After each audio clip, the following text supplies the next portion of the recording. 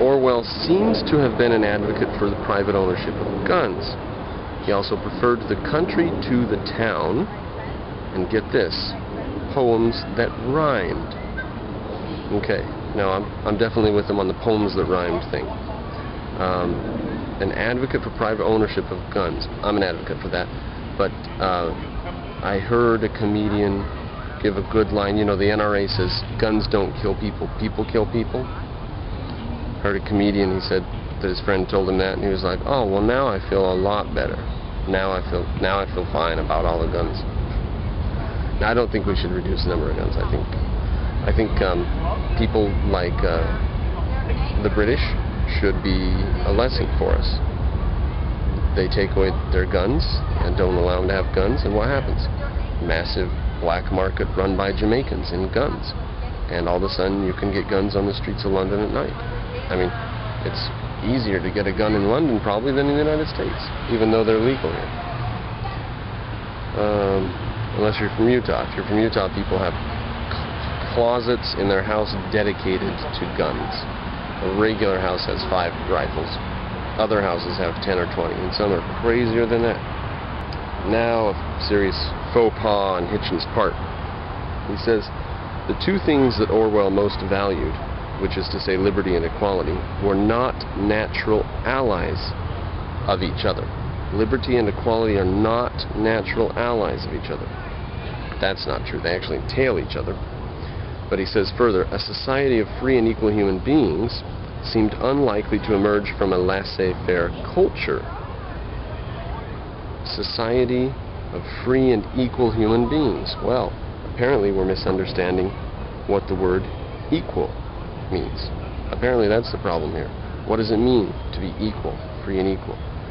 Well, the best example that I can imagine, the best example I can think of, is when President Richard Nixon was told to appear before Congress and speak under oath about the events at Watergate. And his options were to show up and speak or to resign the presidency, which he did. Oh, he was impeached, pardon me. And everybody says they always want the president to be impeached. Impeachment just means that you're called before Congress to testify. And the reason you would resign under that situation is because you can't be prosecuted for things you did while in office after you resign office. And there's some lines in the Constitution that allow for some pretty scary stuff. But anyways, Nixon resigns, and the KGB, Soviet Russia, Moscow, Cold War's going on. The KGB is like, why did Nixon resign? What is going on? Why do they want whoever became president to become president? Gerald Ford? Carter? I don't even know. Why would he want him to become president? Why did the Americans, they thought it was a plot. They thought there was something going on. There has to be a motive. Why is the president being deposed for this little legalistic reason? And they could not get their heads around it. How could the most powerful man be deposed? They couldn't get their heads around it. And that right there is an instance of legal equality in America. United States of America, the law is what we obey. The Greeks liked to say to the Persians, in Athens men obey only the law. They don't obey commandments of other men. They obey only the law. Or the Greeks said, we have but one master, that is the law. That's what equality means. Everybody wants equality to mean something special, like everybody has a house and a car and a job and health care. That's not equality. Equality means that the President of the United States and every bum on the street are subject to the law. Now, if that's the case, and without laws we would have no freedom, as the Greeks said. Laws create freedom. Freedom doesn't exist without laws. Therefore, it seems that freedom and liberty are natural allies. They entail each other, and they entail law. Then he derogates, in a sentence, paragraph down a ways, he derogates empiricism. He says at the end of a sentence, which we don't care about the sentence, he says the simple-mindedness of English empiricism. Now, empiricism, as you know, is the doctrine, the belief, the discovery that all information possible or useful in any way to the human mind has to come through the five senses. That's empiricism. Evidence through the five senses. He says the simple-mindedness of English empiricism. Now, maybe simple-mindedness isn't a bad thing here. That's the only way we can save Hitchens, but I think he is saying simple-mindedness is a bad thing, and I would challenge him. What, Mr. Hitchens, would you say the British should spend more time on if they are less simple-minded and spend less time on empirical stuff? What would they spend their time on? Another of shortcomings, Hitchens' shortcomings. Alright, now we have a whole paragraph that's fairly worth it. It's about Orwell's review of The Road to Serfdom. The clearest exposition of this divided realization is contained in Orwell's review of The Road to Serfdom by Friedrich August von Hayek. You knew he wrote The Road to Serfdom. Well, Orwell reviewed it. When this short book was first published in 1944, not many people could have appreciated the influence it was to enjoy. Hayek, a political economist of the Austrian school, had settled in England. It was by a later irony to succeed George Orwell's old foe, Harold Lasky, in the chair of the London School of Economics. Pause for a second. That's one thing I have against Hitchens. He drops 5 or 6 or 7 names in a paragraph, you know? And it's kind of like the silly way that academics write. They'll reference 5 or 20 or 50 different people in an article.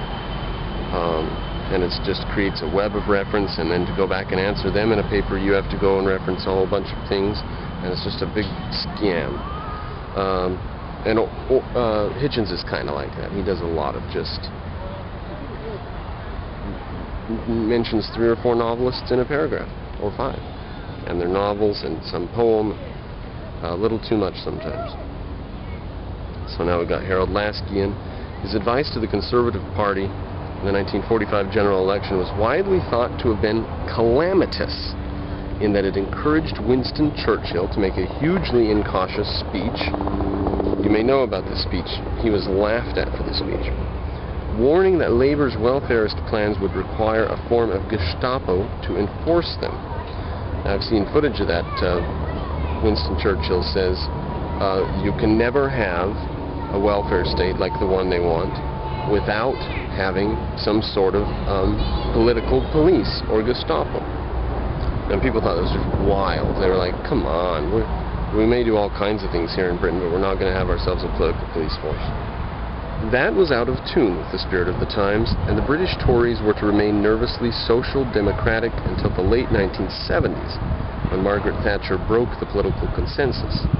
Among her chosen advisors and mentors was Hayek, who has been of incalculable influence in the revival of free market theory in Europe and America.